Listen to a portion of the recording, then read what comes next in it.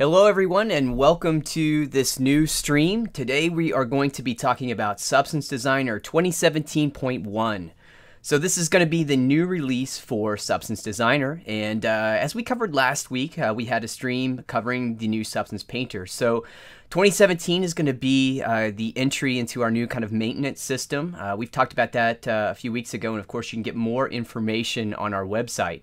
So like I said, 2017.1, this is the start of a lot of new features coming to Designer. So today we're going to take a look at what's new in this point 1 release. Now, before I get started, I want to just give a special shout out and thanks to all of the developers at Algorithmic back in France in Clermont. All those who put a lot of hard work into this release. So thank you very much, guys. We all greatly appreciate it. Also want to give a special shout out to Nicholas Weirman. Thanks so much, Nicholas, for helping me get prepped for this live stream. All right, so now let's take a look at what we have here in 2017.1. All right, so now I'm just kind of transitioning here over into Substance Designer. And one of the things that we've done here for this release has been a complete rework or revamp of the baking UI. So we're going to cover that first. And here I've just got a simple asset.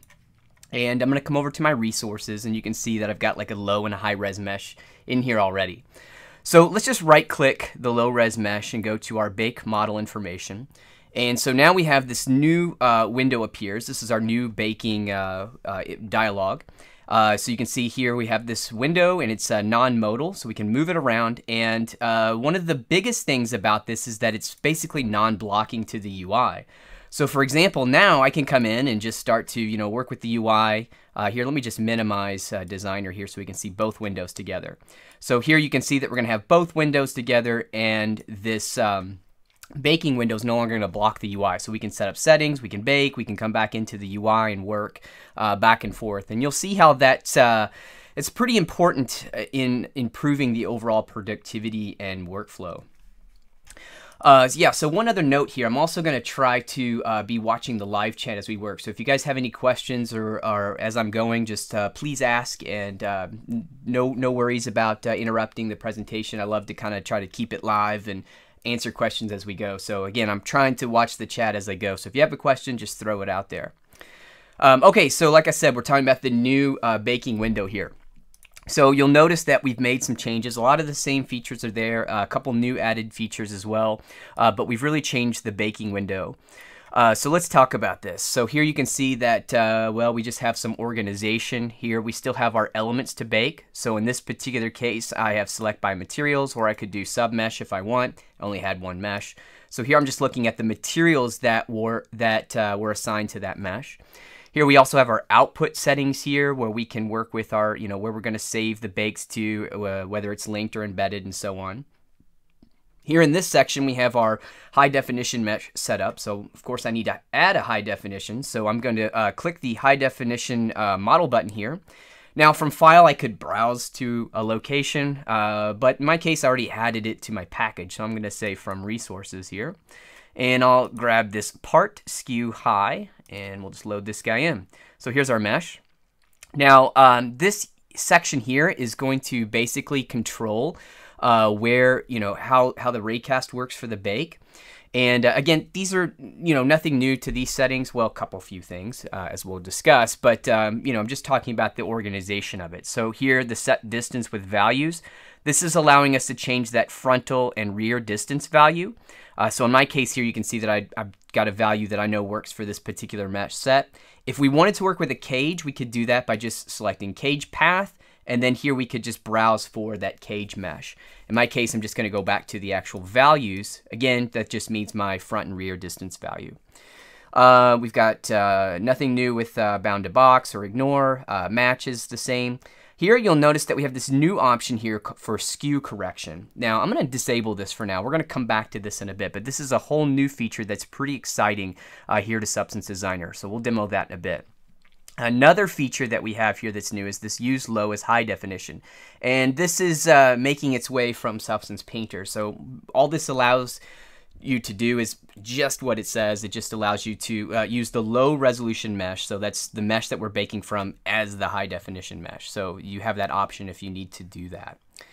Okay, so here in this middle section is where we have some global parameters for things like controlling the default size and the format. So here you can see that I'm working with my bake resolution. I can actually unlink this if I need to bake non-square texture size. Here we have our default formats. You can see I'm using PNG, anti-aliasing. Do we want to do any subsampling? If we want here, we can set that, and what UV set we're using. Here we also have our dilation, applied diffusion, and this average normals checkbox. So again, these are kind of like global controls for all the bakers that we're going to add. And speaking of that, here we have our bake render list. So here, let me take this guy and delete it for now. So let's take a look at how we would just add a bake. So here you just click the add bake button, and then here we have the list of all the bakers. In this case, for this demonstration, I'm going to add a normal. So I'm going to do normal map from mesh here. So I add this guy into here, and you'll notice that in terms of its size, you can see that it's, well, it's already kind of adhering to whatever global setting I have here for my size. So we've got 2048, 2048, and so on. Anti-alias is set to none. That's because my default was set to none. Average normals is enabled here, so it's set to true, UV set 0, and the format's PNG. So we now have added this new capability here with the baker to be able to change these settings. So for example, let's say that for my normal map, I wanted to change the resolution of this guy. So if I just click here in this field, or I'm sorry, double click, I can actually change the resolution. So let's say I wanted to bake my normal map at 4K.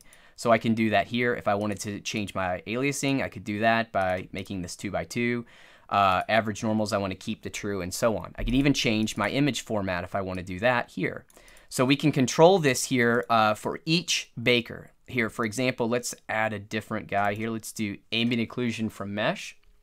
And you can see that this guy, again, is still adhering to whatever global settings that I have. So he's still, 2K, no anti-aliasing, and so on. But again, I could change this if I want to. So let's say ambient occlusion, I only needed a 1K bake.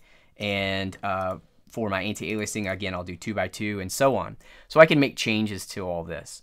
Now, if I want to reset some of these values, I could do this. For example, I could just right-click, and I could say I want to reset the cell.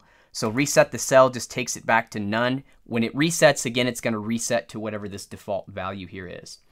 Now, if I want to just reset everything, like clear out everything, here I just right-click and say reset line, and it just clears everything. So here, let's go back to this ambient occlusion. We'll delete this baker here for now. So like I said, now we have like another way of managing the settings that we're going to have for these particular bakes. Now, for the bake that I have enabled here, you can see that depending on whatever baker you have, you're going to have some baker parameters. So for our normal map, you can see that this guy's using tangent space and DirectX. If I were to use, let's just add another baker again. Let's go back to the ambient occlusion. He's selected, so you see that here I've got my baker parameters for the ambient occlusion. All right, so like I said, I'm going to remove that guy for now. So let me just check and make sure I'm not really missing anything. Okay, so one other thing that we have for this baker window. So one of the things that you'll notice that down here at the bottom, we have this new save baking setup. So what I have done here is, well, I've set up a bake that I want to do. Now, the way that it used to work is that in order, like, you would have like your bake settings, and then you would bake, and it would bake the map. And then if you went back into the baker from there after the bake had already happened, and you opened up the baker dialog, your settings would be there. But now we've added this ability to say, let's say that I set this up like I want. I can actually save the baking setup now, and it's now going to be saved. So if I were to just cancel this bake, and here, let's go back and then bake model information again. So we open it back up. Here you can see that it just saves everything. Now, I didn't actually do a bake yet. It's saving it all as part of, well, it actually saves it as part of this mesh resource that we've added here to our package. So again, at this time, it's still saved just as it was as part of the resource that's placed in your substance package, but we no longer have to bake. We can just save these baking setups here. Another improvement to the baking, and it's going to be difficult for me to show it on this model because it's not like a super dense high resolution mesh, but we keep a high def mesh in cache until the baker window is closed. So let's say, for example, whoops, moving my windows all over the place here. So let's say, for example, you know, I have a bunch of different bakes. So I've got like ambient occlusion, and then here I've got like a position and all these different things. Well, here, not position. Let's do one from mesh here. Let's do height map from mesh. So we've got these bakers who are going to be specifically using this high-res mesh. So one of the processes that it takes so long about the baker is that, you know, it was taking a lot of time to load up that high resolution mesh. So if you had like a super dense mesh or real heavy mesh, it was just going to take longer. Now we actually cache that high res mesh. So now it's going to like bake the normal map, and then it's going to go right into ambient occlusion, and it'll just bake that and then bake the height map, and it's all going to be cached on that high resolution mesh. So it's going to be so much faster. Now, like I said, that's going to retain cache until I close this baker window. Okay, so here, just kind of running through a few more of these settings here. Let me just check here and make sure I didn't leave anything out. Okay, here, let me actually go in and demonstrate this skew correction feature, because this is actually really awesome. All right, so let's just do a bake here. So I'm talking all this baking stuff and I haven't actually done any baking yet. So let's see, I have my normal map, everything's set up. I'm going to render selected baker here. So here you can see this is a process here where this map is being saved to drive, and you'll notice that in this particular case here for my bake, the part that took the longest was saving that. Now, I want to give you a tip on how we can work around that. So for example, notice here that my format was set to PNG. In that case, PNG it's going to take a little bit longer. So one of the things we could do is if I come over here to my edit preferences, and if I come over to, let me see where this guy is, project, and inside, let's see, where is this guy? Baking, is it? Bear with me for just a second. Okay, yeah, it's underneath general. And if I come over here to PNG, and for the compression, if I set this here to none, then it's not going to, you know, apply a compression, and then actually it's going to make the saving of that image to disk much faster. So if you're using PNG, this is a good tip to kind of speed up that process of the bake. So now that I have this, I'll click apply and OK, and then so next time that'll go a little bit quicker. Okay, so let's just kind of maximize a little bit more my UI, because things are a little bit cramped here. One area where this is going to be so much better is if you have like dual monitors, so that, you know, you can have this on another monitor.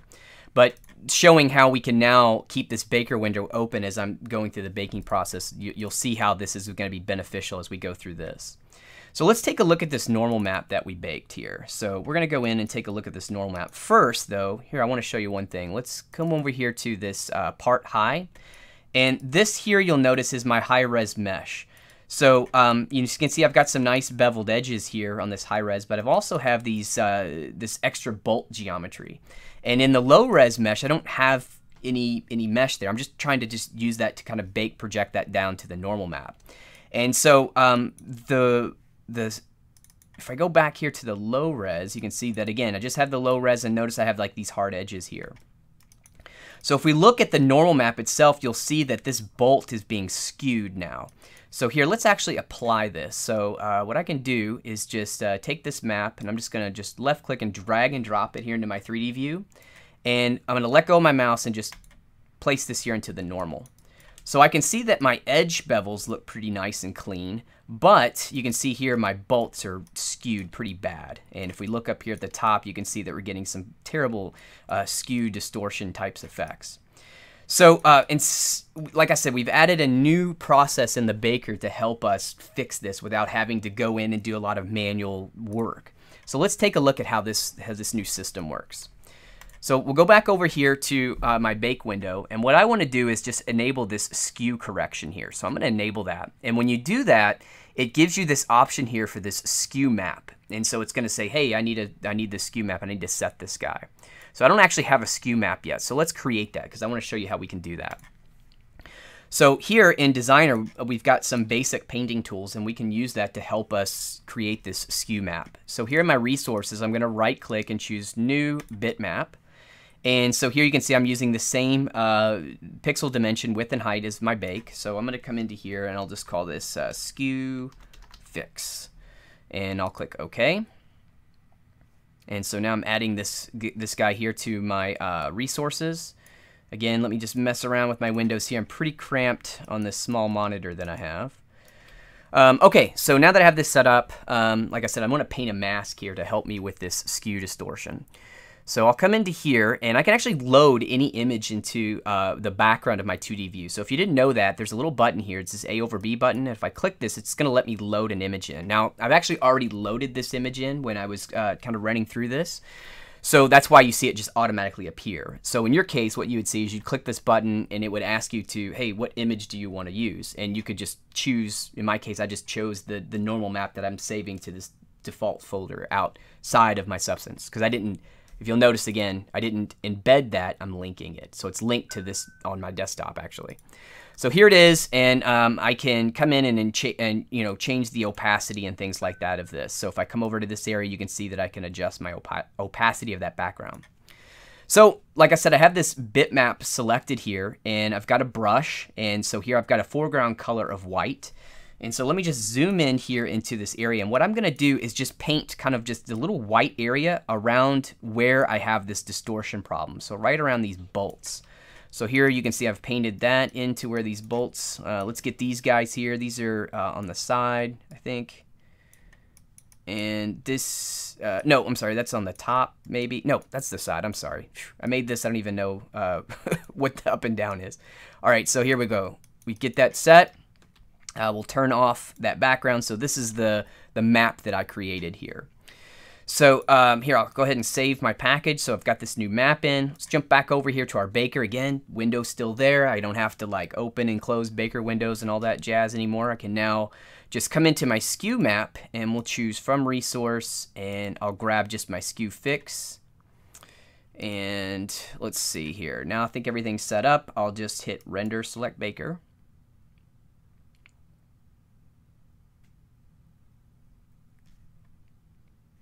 All right, so now that we've got that guy in place, let's go back here. Now you can see that we've already got this updated here in my 3D view, so the bolts are now fixed. Let's take a look at that normal map. So we'll double click to view that here in the 2D view, and if I zoom in, you can see that now it's fixed that. So I don't have to worry about this crazy manual process of trying to fix this. I can now just simply paint a mask in the areas that are being distorted, feed that here into my skew map, enable skew map correction, and I'm good to go. So now we've fixed these bolts here in this area. Here we'll come up towards the top, and you can see that all that skewing that I had has been fixed as well. So we're good. So that's how the new skew correction works. And one other thing I want to talk about with this is there's also an option here for invert skew correction. So this could be handy depending on ways that you want to work. So for example, you saw that before when I was painting the skew map fix here. So if I just again double click, and there we go. Get my monitor. Everything's a little bit unresponsive for me right now. You'll saw that like I said, I painted white in the areas where I wanted to have the correction, and then black is basically going to be no correction. I'm going to go a little bit more into depth of that in just a moment. But if I wanted to, I could just invert this, meaning that I could decide to like maybe paint the areas that I want to be safe. So for example, maybe in my, if I came over here to my 2D view, maybe I want to be able to paint just the edges that I want to keep, basically make those like a holdout area of my mask, and then when I come over and do my invert skew correction, it's going to basically correct everything that is black instead of white. So with that, you might be able to do some things to help automate the creation of this skew map. For example, maybe what I do is I use my normal map to generate a curvature, and then do levels, do some adjustment, things like that to get the curvature to create a mask around my edges. Now I have this edge mask where I want to be basically like held out or not corrected, and I want to correct everything else. Then I could feed that into this skew map, and then make sure that invert skew correction is enabled. And that's something that you could work through when you're working with something with, like, say, the bash tools or something. So again, just an idea of making this kind of an automated workflow. Okay, so like I said, I want to talk just a little bit more in depth about what this is doing because I think it could be pretty helpful.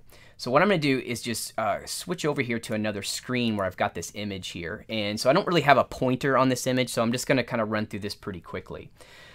So the idea here is in this image, you can see that this orange kind of corner of this cube is going to be like the low-res mesh. And you can see that it's a hard edge. And then we have these red arrows pointing out. Those are going to be the mesh normals. So they're pointing from the vertices outwards. Those are my mesh normals, and they're non-average because it's a hard edge. Then I have this kind of blue area, which is indicating that this is like my high-res mesh. So you can see I have a nice curved edge, and then I've got like these little bolt areas. So in here in your baking, let me go back to my screen here just for a moment. And there is a very important setting here in the baker average normals here. So if I turn off skew, so notice here that average normals is disabled. If I come over here to my skew map correction, now you can see that I now have the ability to disable and enable average normals. Okay, so let's go back to our diagram. When you have the average normal feature enabled, you can see here in these green arrows, these are going to indicate this average normal. Now these are not, these are going to be where the ray trace is being shot from, or the starting point of the ray trace. And you can see where it's basically averaging these normals from the mesh normals. However, you can see that since these average normals are coming in at different angles, that's why we're getting this skew problem. So in order to fix that, what we want to do is we want to be able to paint like a mask, like I said. So if we come over and take a look at this image, you can see that these white circles, these indicate the mask that I painted. So remember I said I painted white around that area. And whenever you paint white, or basically we'll say it like this. So anywhere in the mask, wherever you see black, that's going to basically tell the system to, well, just use the computed average normal. And wherever there's white, we want to use the non-average normal. So here you can see the two difference in the arrows. So in the white areas, we're using the red arrows indicate non-average normals. And the green, which is everywhere in the black, indicates that we have these average normals. And anywhere you have like a transitional gray value in your mask that you're creating, that's going to be a mix of the average and the non-average normals. So that's how this system works, and that's what you're actually indicating to the system. Basically, do I use average or do I use non-average normals? And that's why that average normal setting is disabled when you have skew map enabled. Or I'm sorry, when you have skew correction enabled. Now, one limitation I want to describe about this is that in this case, this works because my low-res mesh here, let me just jump back over to my designer screen here. My low-res mesh, and we'll just maximize my viewport finally. Let's see, my low-res mesh that we had, it had hard edges and things like that, so that's going to work. Now, this technique's not going to work if we just have all smooth edges, because it basically works with the hard edges because we're going to need to use those non-averaged normals, the non-averaged normal vector from the ray trace so that we can fix where the skew distortion is going to be. So that's like the limitation for the system. Okay, so one other thing I want to cover about the bakers. It's going to be good for technical artists and those making scripts and things, but we now store the baking state inside the SBS, so it's in a readable format, XML format. So let me just show you that real quick.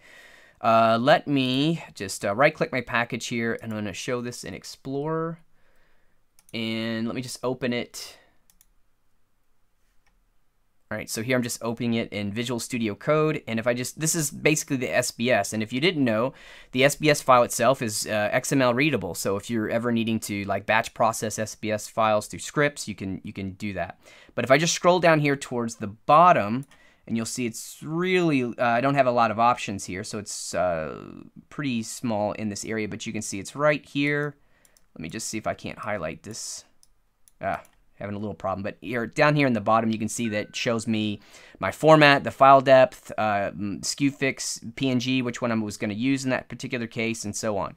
So right here in this area we have our bake information, and again, like I said, it's human readable now within the SBS file if you need to parse that with XML. So let me just close this guy or get rid of that. Okay, so that is going to take care of our baking. Hold on just a second. let me make sure we close that guy. All right. Okay, so that, like I said, that's going to take care of our baking. So now we're going to move on to some other features here. And let me start by talking about the 3D view. So the 3D view, it's no longer stored. The view state of the 3D view is no longer stored from one session to another.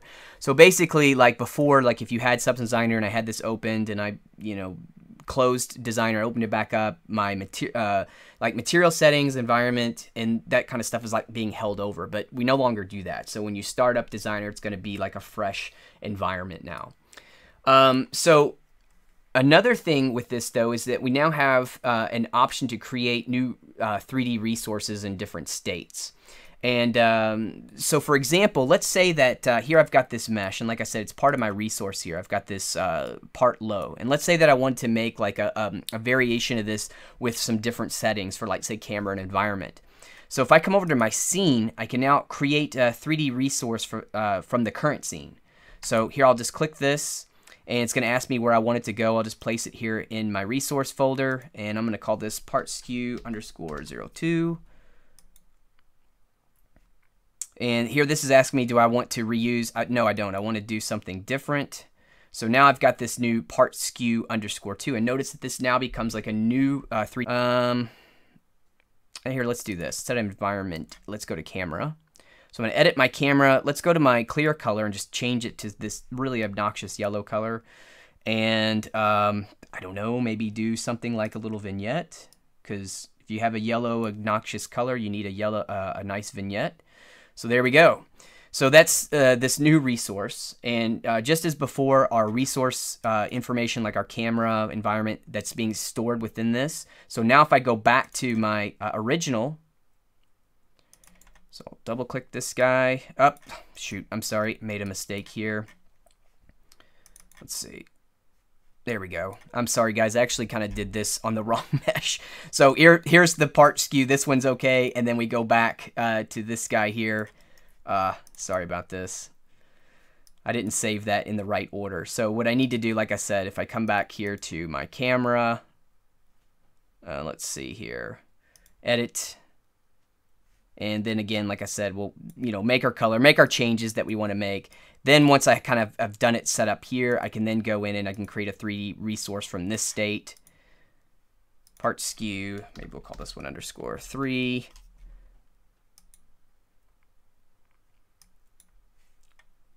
And so now we'll have another version of that from that state. So sorry about that. I kind of ran through that in the wrong order here. Okay, so that's how we can kind of create new resources from states in our 3D view. And by the state, I mean just like, environment change, camera setup, things like that. And you can see post-processing and things like that all included.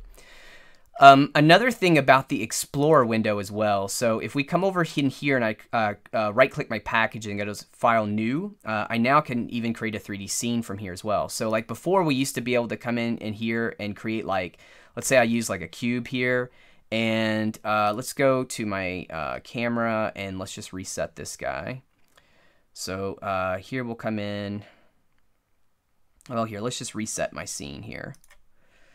So I've got this cube. Let's go to my scene and change something like, I don't know, let's do like a sphere. So now I've got this sphere, and we were able to load in these objects based here on our 3D view. But now we've added the capability to come in and also add these as part of an actual 3D scene. So for example, if I wanted to do like a plain high res, I can do that and it gets added as part of my resource. So again, now I can go in and change, make environment and camera changes, and then save that out as a different resource from a current state. And then I can have all these different states here of the models as I start to work. So that's how that works here with our 3D view. Let's now move on to talking a bit more about our graph. So let's see here. Let me open up. Let me just open up a different scene here. Let me try this bark. So I'm gonna open this up, and then here I'll just grab like just something here. Just get a little model. Okay. So just to have a graph open. So one of the things that we have here that we introduced in Substance Designer 6 was this parent size resolution. And so we're actually going to store this as part of the graph resource instead of the local registry. So what this means is that previously, let's say that I'm working on this substance, and I am working on this at 1K resolution, and then I upload it, and you know, maybe on Substance Share or whatever, or I send it to someone, say we're working together, I send it to you, you open it in Designer 6. It's going to not set this 1024 by 10. It's going to just be whatever the default setting is.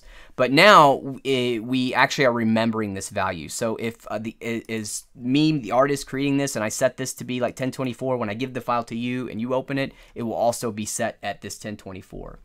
So this is going to be you know, a bit easier to work with. Okay, so next, what I want to talk about here, let's see, we talked about our size here. Yeah, here's another option that we have that's basically been exposed as a preference. So let's take a look at this guy. Hopefully I can find where it is. So here we'll come into our preference. And one of the things we've added now is we've exposed this memory cache budget in the preferences. So let me see here where this guy is located. Just give me just a second. Should be under...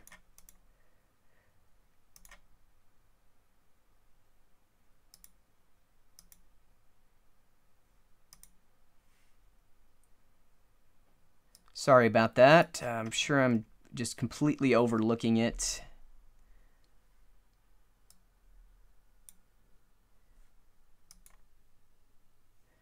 Just one more second. If I can't see it, then I'll just have to talk through it. Sorry about this. Yeah, I don't see it. Okay, so in here we have a new preference. All right, so obviously I'm not sure where it is in this current build that I have. But what it does is it allows you to set a cache. I think thumbnail cache size. I think this is actually it here. Sorry about this. Yeah, here we go. Thumbnail right in my face. It always is, isn't it? Okay, so here we've got our thumbnail cache size that we can set, and then our image cache size here. And so, like I said, this is now a part of an actual like preference that you can set. So, for example, here with this image cache size, now this one here is going to be set to this value by default, and you can increase this if you want. So, for example, if you start to see like you're working here in your graph and you start to see some of your thumbnails not caching or some of the things not updating, perhaps what's happened is that you've hit this maximum value here. And what happened before was this was kind of locked, like you couldn't change it. So like if you had a system that had like, you know, a lot, like 32 gigs or whatever, and you wanted to be able to fully utilize a lot of your system RAM so that your graph, you know, was always updating and things like that, we didn't have a way for you to do that. So what we've done now is just expose this here, this image cache size. We've exposed this as a preference that you can set so that you can now, you know, increase this depending on how much you want, you know, how much RAM you want to throw at it. So again, here it's underneath preferences general. Sorry it took me so long to find it. Okay, so let's see, what else do we got here? I'm just kind of looking through a list. We actually have a very long list because there's features, but then we also have a lot of bug fixes and things. So I'm just trying to run through some of the main stuff here for this stream. So let's see here. Yeah, one of the things that it's a simple fix, but it was kind of bothersome. Before, if you were to create like a content frame like I have here. So let's look at my graph. We'll zoom in. So I've grouped this little section of nodes here using one of these comment frames. This one here is cracks. You can now actually rescale this from any corner. So before you could only do it from one specific corner, but now if you want to like make a change to this guy, you can just, you're more free to resize these guys from any corner that you drag on. So that's pretty good. And you even got the sides and so on. So it's just a little bit more flexibility into that. Okay, so let's see. What else do we got here? Yep, well, I've got optimized node thumbnails and generation speed, so a lot of optimization stuff here. Okay, yeah, here's one that's pretty cool for the curve. Let me just jump into a different package real quick that's actually using the curve node. All right, so here, let me zoom in and let me just find a curve. So here's one thing you could do in case you didn't know. If you need to search for a specific type of if you need to search for a specific type of node, you can hit this hourglass and then choose curve, and then here you can see it just highlights in the graph, you know, where I have these settings here. So here, let's go to this guy, and so here I can just copy, and I'm just going to paste this guy off here. So now I've got these nodes here. I can actually, you know, mirror horizontally, can't talk today. Mirror horizontally or mirror vertically. So that's, again, just something else that we've added here. Basically letting you be able to flip. Also, you have flip horizontal and flip vertical here. So if we just select a couple of these guys here, we can just flip these. And then, of course, like I said, we've got the mirror as well. So gets a little extra functionality there added to the curve node. So here's another option I want to talk about in terms of graph, and this is about parameters. This one I think is really awesome because this has totally gotten me in trouble many times. Okay, so here we have basically just a material. And if I just double click here to get to the root level of my graph, I'm going to come over and just look at my input parameters. You'll notice that I have a single input parameter.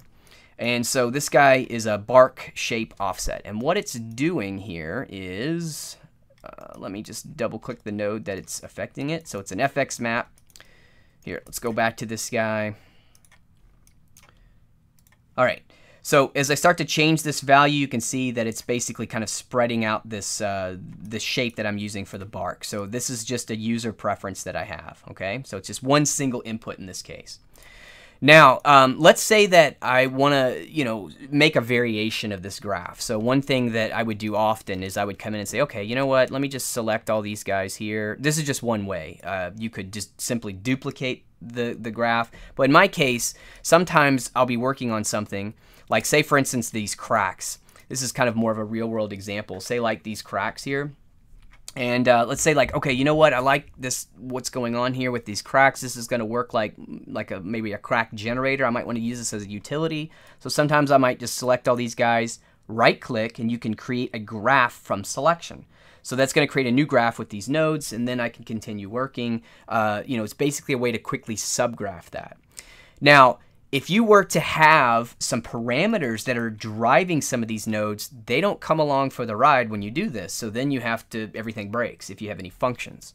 So just to give you a demonstration, since it's got a single function in it, let me just select all these nodes here.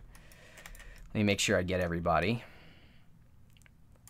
All right, so I've got all these nodes. I'm going to right click. I'm going to create a graph from selection, and then we'll call this bark 03 and click OK. So now I've got this new bark here. So I'll double click and let's open up this new graph. Now you can see that it's already computed, and I'll tell you, because I worked on this in Substance Designer 6, I can already tell you I love this generation speed of the nodes and everything because it's really going quick. So one question I just happened to catch here in the comments, a breakdown for this bark graph would be awesome. That is totally coming. I have said this before, so if anybody has remembered some of my live streams, I said, hey, I'm going to do this, and I haven't done it yet. But anyways, I've got the bark material now, and I've reworked it just recently, so it's super optimized. So this is going to be another video that's coming pretty soon. It should be in July.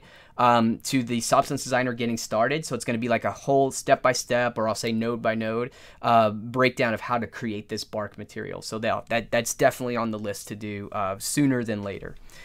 Okay, so like I said, I've got this new graph here. Now you'll notice, well, in my input parameters for this new graph, this guy's gone. I don't have this input parameter. If I come back over here to my FX map, you can see now my FX map doesn't look right, so something's changed here. And let me jump into this guy, and let me show you where I have this function. So pattern offset, we'll jump into this guy. And you can see that this is looking for something that isn't there. So I've got this variable, it doesn't exist anymore. So a quick way to fix this now would be to use this new copy and paste of attributes, which is, like I said, a real time saver. Now I'm showing this in a very simple way. This is one parameter, but imagine if you had like, 30 parameters and you'd have to one by one recreate every one of these parameters. It's really not cool. So let's say you had a ton of parameters. What you could do is just come up here to your function graph, just click this button, and now we have this new copy inputs. So I could just choose copy inputs. And that would copy all of the inputs. Or if you have many parameters, like in my case I just have one, each parameter is going to have this single copy input button next to it. So in my case, I could say, you know what, I just want to copy this one parameter. So I'll just click that button. I'll come back to this bark3. Now I'm going to come over to my input parameters where I have the function button, and then I'll just paste this input. Now it shows up, my parameter. You can see that it automatically hooked up because it's set where that function was. And then once again, just to show you it working, let's go to that FX map. Let's go back to this guy, and let's make a change. So now you can see that parameter's updating as it should. So we can copy and paste parameters. And like I said, I showed it here very simply, which is one. This is really going to be good when you have dozens of parameters you need to move from one graph to the next. So that is the copy and paste of parameters. Okay, so there's another thing that we've added with parameters that's really cool, and that's the ability to create and save presets. So if you weren't aware of this, which I don't think many people are, I myself had no idea how we were doing this before, but we have Substance Source. So if you go into Substance Source, you might download a few substances, and you'll notice that some of them come with these presets that are embedded in the substance file.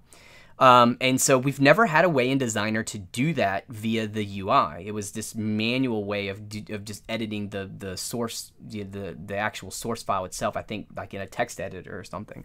But now we have this new ability to create and save, edit, display presets here in Designer. So I want to kind of demonstrate how this could work. So here, let me open up another substance here. So this here is a sci-fi panel. This guy here is actually on Substance Share as well. And if you're interested in checking out how this was done, you can grab it on Substance Share. Let's see. So here you can see I've got tons of parameters. And here if I wanted to like copy all these guys, this again just to show you, you could copy the inputs. Or let's just say that I just want to grab a few of them. I could just copy one at a time and paste it over if I wanted to. Okay, so let's see here. Like I was saying, I wanted to talk about being able to create a preset. So let me show you how that works. All right, so I've got this substance here, and this guy has a lot of parameters, so we can make a lot of different variations. So what I'm going to do here is just come over to my input parameters. And I'm going to click this little like page looking button, and this is going to put me in preview mode.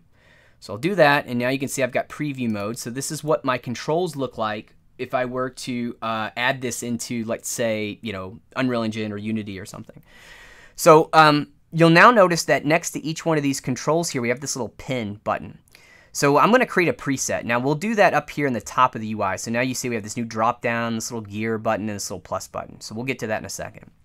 So now I want to make a preset. So the first preset I want to do, I'm going to come to sides. I'm going to pin this. I'm going to come to the center disk option. These are all underneath my panel controls, so I'll pin those two guys. Compartments, I'm going to pin that. And then I'm just going to come over here to this materials where I have my paint color. So notice it's kind of like this yellowish, real orangish, dirty, whatever the color this is. I'm going to pin that. So I've pinned a couple parameters that I want to be able to link to a preset.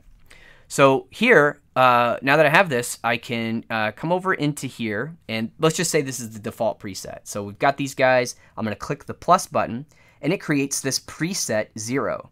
So to edit this, I'll click this gear button, and I could change this. So I don't know, let's just call it default. And then I could even make some user tags with this. So I don't know, default state of the material. Okay, so there we have that in place, and that's our default. All right, so here I'll unclick that gear icon, and let's create another variation of this material. So this time I'm going to take the center disk down to 0. Again, these are the parameters that I have pinned, and you can see that this guy's starting to update. So here, let's just change these guys. So we'll get rid of those parameters there so we don't have these doors. Let's come back over to my compartments and let's set this to 4 compartments. So it's talking about these guys here. So it splits that up. Let's come down to our base color, and my color editor jumped over onto my other monitor. And let's set a different value for this guy. So here, let's say, totally different type setup here. So this is going to be a new material, or a new preset. So I'll click this preset button here. It says preset 1. Again, we'll come in and, sorry about this. Right here's the preset. I want to change this to floor. And now I have my 2 presets. So here I can now switch this. So if we go back to default, you can see here, graphs computing. And so now it's kind of changing my setup here. And it looks like I've got a small issue here with my paint is not transferring. So that could be maybe a little bug. Possibly I did something wrong, but you can see everything else went through. Then we'll switch this back here to floor. And now it's just going to recompute what I had before. So now when I publish this as a substance material to use in, say, UE4 or Unity, you'll be able to use this preset. Now, let me take that back a step, because these are embedded preset files. And so not all of the integrations are going to work with embedded presets. So we're actually working on getting those updated now. So again, the goal for the future is we're going to have all of these presets that are embedded in the substance. They're going to be able to be recognized within all of the integrations that we support. So again, that's something we're working towards in the future. Just want to clarify that. But here you can see that if it's good here in this case of a material, but you can also do this to any node. So for example, let's just say that really quick I grab something like, say, a tile generator. In here, and here we go. Let me zoom in on this guy. All right, so let's say that I create like a tile generator here, and I set this up to be something specific. I'll just make a quick change here. So say I set up a really cool type of effect for this tile generator that I want to use. I can also come into this guy and I can create presets here as well. So this would be good for if you're creating like a utility node or something. So in here, let's see, I've got to check on exactly how that works here for these instances. So in this particular case, you might not be able to do it. Again, I'm not 100% sure on how that works for these type of nodes, but from my understanding is that we'll be able to do or utilize these presets for utility nodes that you create. So like I said, say you're making like this one that I'm using here, it's not allowing me to create one because I think it's from the default substance package. But basically, let's say that I made my own tile generator to create specific type of bricks, and then I create variations on that. So it's like my own kind of utility tool. And then, I could then use that in another substance, and then I could have like 3 or 4 different variations. So like maybe it's like a circular brick pattern or a different type of tiling brick pattern and so on. So it's really powerful in the way that you can create variations on materials or variations on the utility tools that you create in Designer as well. Okay, so a couple more things to kind of run through here. Let's see.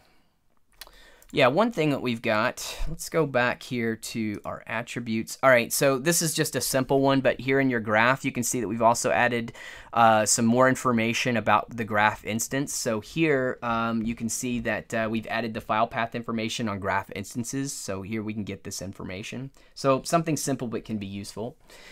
Let's see, another one here that's pretty good, the functions. Okay, so let's see, now we can open references for function graphs. So let's see here,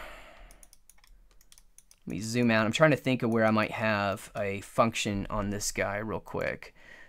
So here I'm just kind of looking at my parameters. Again, in case this is something new, you haven't seen this before, I'm hitting this little eyeglass. We call it the node finder tool. And then, like I said, we can search by curve type, node type, or we can search by using custom parameters. So these are all my custom parameters. So let me see here. Which one of these guys do I maybe have? Let me try this one.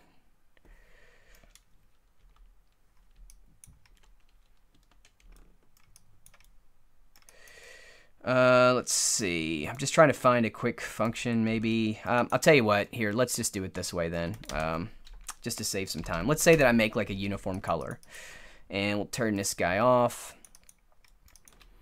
And we'll just come into this color here, and I'm going to create an empty function for this guy and jump into it. So, and just to kind of show you what I mean with this function is, let's come over to one of these functions, and we'll grab something like, say, maybe this distance here. So this is just one of the functions that that we ship with inside of Painter. And so just as we were able to do with just the other nodes that we ship with, now you can right-click on a function node, and you can now open reference to this as well. So here I'll click open, and so now this opens that graph so that we can see how that was created as well. So just a quick way to kind of get to these substance files, open as reference. Okay, so another kind of tidbit that I want to talk about here with just the graph, let's see, it's a simple one here. For color management, we now read the ICC profile on bitmaps, so bitmaps that you import, we now correctly read the ICC profile. Here, like I said, I've got my graph. Let me talk about exporting textures. So another kind of thing that we've added, if I come over to my little gear icon here, if I select this button here and I choose export outputs, and let's see, now we have our pattern. We've also added some new kind of macros to this as well. So for instance, we have label, group, and user data. So here underneath the pattern, if I wanted to basically add my label to this, I could do that. Here I've got my group, or also user data to this as well. So here's user data. This could be useful using your user data. So here, let me cancel that. I'll double click just to kind of go out on the root level of my graph here, and I'll come into my base parameters. So here underneath, not my base parameters, but my attributes for this root level of the graph, you can see we've got this little field here for user data. So maybe you could tag this with some type of specific information. And then when you actually go to export, for your export, you could have that always output with that user data to that as well. So again, just mainly for kind of like, pipeline usage, but I just wanted to show that we have these new labels here. Another thing that we've added that I didn't want to forget when it comes to functions, here, let me just jump back into a function, this guy here. So I'm going to create a float. Actually, here, let me do this. Get float, I'm sorry. So I want to use a get float. So I'm looking for a variable, and we've now added a new engine variable here, which is going to be, let's see, I'm sorry, it's not that, it is get integer. And we now have this new tiling here. So what this is if you say, let me go back over to a panel, and we'll just grab just some node here. Underneath base, you can see that you have your tiling mode. Here, let me do it this way. Sorry about this. Transformation 2D. And I'm going to come over to my tiling mode, and I'm going to set this to be absolute. So now I have access to this drop down. And so, like I said, this is actually an integer for this. So we have this drop down, and if you look at these values, you have like no tiling, horizontal, vertical, and horizontal and vertical tiling. So if you grab this as a variable from an integer, you can look at the data type being like an array index notation. So basically, no tiling. The first option is 0. Horizontal tiling is 1. Vertical tiling is 2, and the last H and V tiling is 3. So 0, 1, 2, 3 is how you're going to be able to access these options. So you can now access the tiling mode. Okay, so let me just kind of check here and see if there's anything else. Yeah,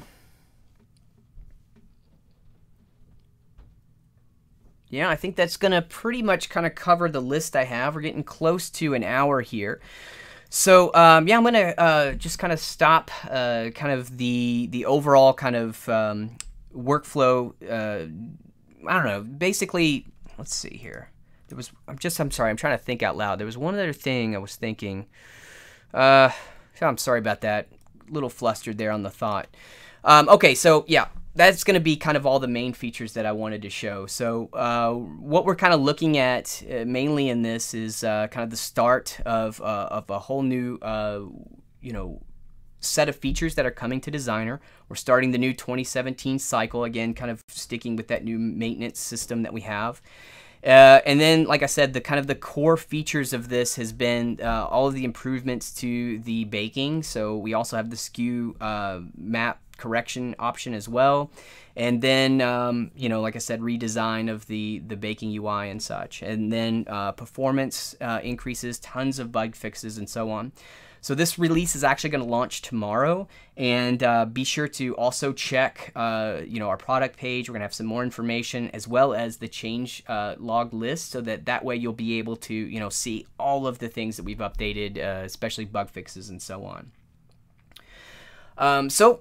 Thanks a lot, everyone, for joining us on this live event, and we look forward to hearing your feedback on the tools. And again, we just really appreciate everyone's support, and we've got a lot more coming, so stay tuned.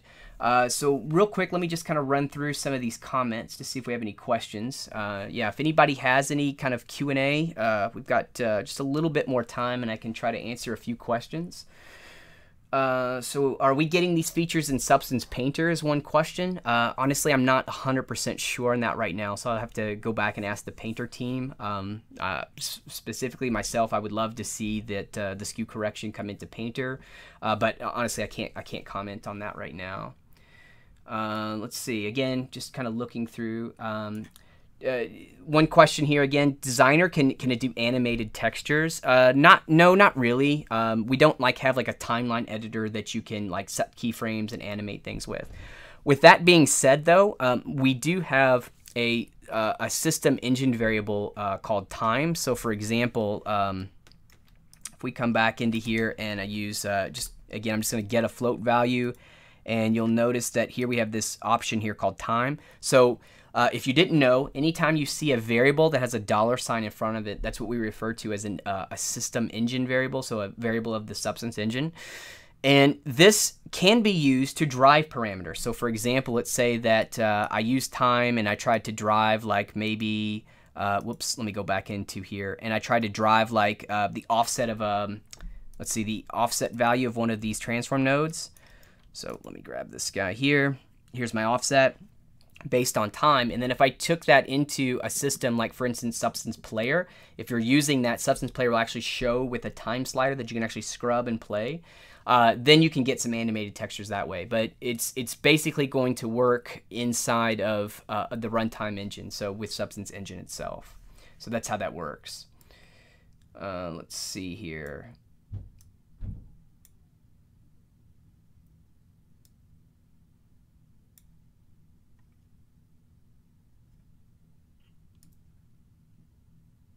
One question here is, how often are you guys planning on these types of updates in the future? I really, honestly, I'm not really sure on that.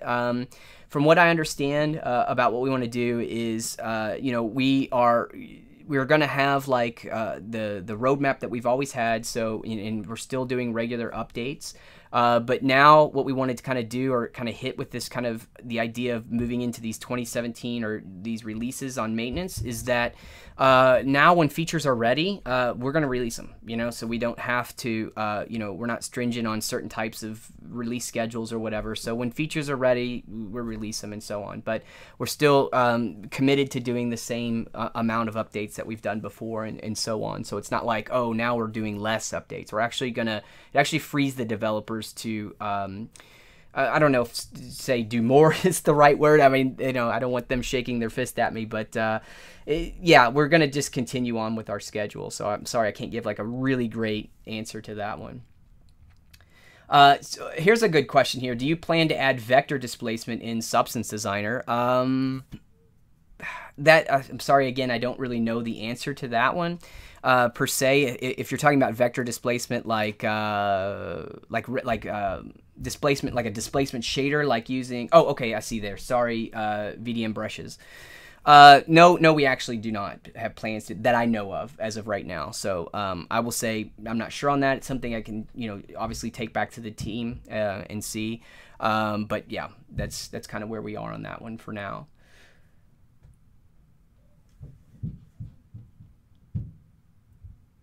Here's one question here. Do designer and painter ever get rounded edge shader like Modo? Yeah, I don't know on that one as well. I can tell you that's one I have asked for because I actually use that a lot as a Modo user myself. Using the rounded edge shader would be really cool, I think, to see something like that. So, you know, I put in a feature request for that. So we'll see.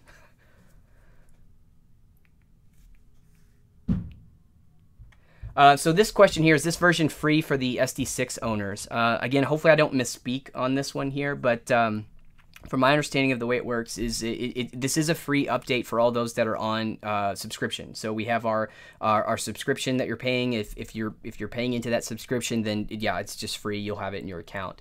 If you're not on subscription, say you did like a one-time purchase of SD6, I believe at that point it's not free, and that you then we then have like upgrade path. Like if you wanted to upgrade, you could do one of two things. You could, you know, jump on subscription if you wanted to, or if you're not, which is perfectly, like you want to do your own like standalone purchase again, you can do that, and we have like an upgrade option for that as well. If you go to algorithmic.com and go into the download buy, so you click that button, scroll down, and you'll see at the bottom upgrade there's a button called upgrade. Click it, and it'll give you the options there.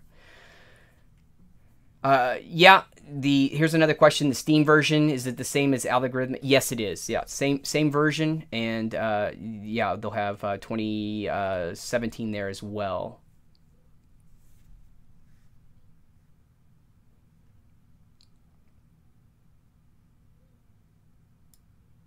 So yeah, I'm just checking some of the questions here as I go through. Let's see.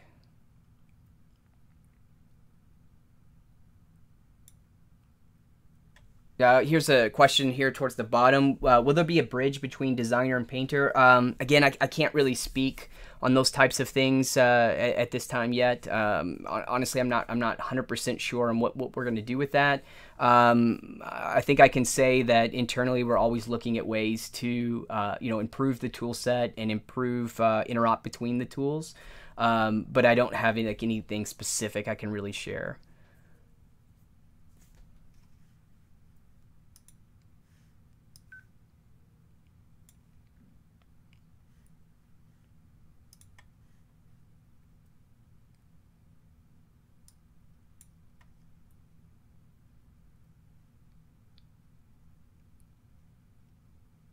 Okay, yeah, I'm sorry. Just looking at some more of these questions here.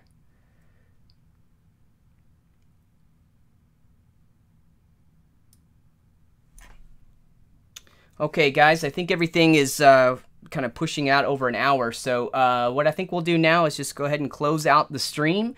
Again, just wanted to thank everybody for coming, and we appreciate everyone's support, and we look forward to, again, like I said, hearing what you guys think about 2017.